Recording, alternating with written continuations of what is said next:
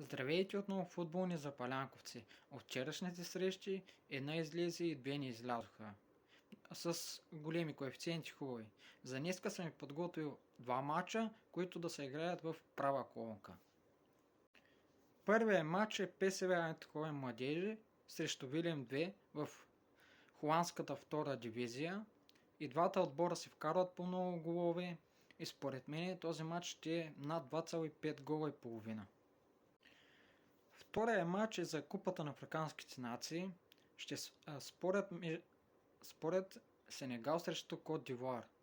Според мен този матч е много труден. Играят два от фаворитите за титлата, но според мен тук трябва да се играе Сенегал да се класира и е на хубав коефициент.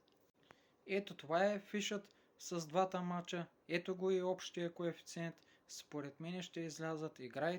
Играйте го така. И успех на всички! Пожелавам ви лек и успешен ден и дано фишът ви да излезе и всичко хубаво от мене. До утре!